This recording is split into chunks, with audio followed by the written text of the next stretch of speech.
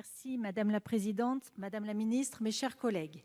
La réforme du baccalauréat n'est pas encore arrivée à son terme, qu'elle engendre déjà deux difficultés d'importance, sur le parcours des élèves et leur orientation, ainsi que sur les conditions de leur évaluation. Point de départ de la réforme, l'organisation par spécialité pouvait permettre de décloisonner le cursus des élèves pour en finir avec la rigidité des anciennes filières.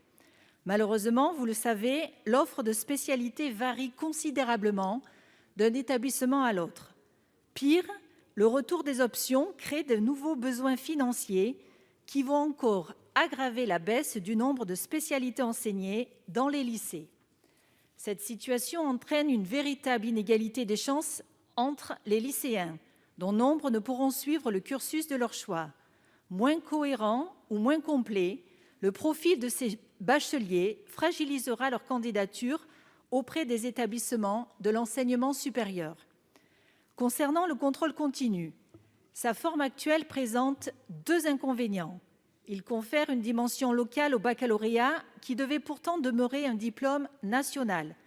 Chacun connaît les fortes disparités de niveau persistant d'un établissement à l'autre et sait qu'elles engendrent des barèmes de notes différents, ce qui introduit un nouveau biais dans le dossier des élèves avec des conséquences certaines sur leur traitement par Parcoursup. De plus, ce contrôle continu nourrit les pressions que subit un nombre croissant de professeurs à qui des parents d'élèves, certes anxieux, mais parfois vindicatifs, reprochent leur notation. Ainsi, Madame la Ministre, pouvez-vous me répondre sur ces deux points? Je vous remercie. Merci, chers collègues. Madame la Ministre, vous avez la parole. Merci Madame la Présidente, Mesdames, Messieurs les sénateurs, Madame les sénatrices Ventalon.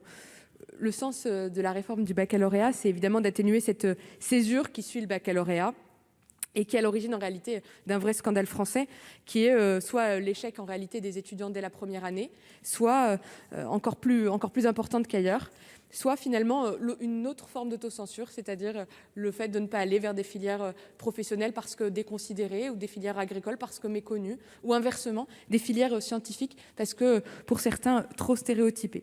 C'est finalement repermettre, redonner une certaine liberté à chaque jeune en lui faisant triplement confiance dans ses choix, mais également confiance dans les professeurs qui ont la capacité d'approfondir certaines disciplines, aux chefs d'établissement bien sûr, mais surtout aux jeunes eux-mêmes. Vous avez posé la question, Madame la sénatrice, du contrôle continu.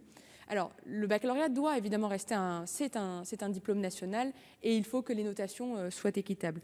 Mais c'est aussi la valorisation de la régularité du travail des étudiants et des élèves et ne pas prendre le risque de peut-être disqualifier d'une certaine manière ou d'impacter le fameux bachotage de dernière ligne. Et c'était plutôt une demande en réalité qui venait des élèves, enfin des lycéens et de leurs familles. La garantie nationale du baccalauréat, évidemment, est maintenue et restera maintenue. Madame la sénatrice, il y aura, et je sais que le ministre a une vigilance très particulière sur la démultiplication des réponses sur les matières spécifiques pour qu'il n'y ait pas d'inégalité territoriale. Je sais qu'il y apporte un regard plus que fort. Je vous remercie.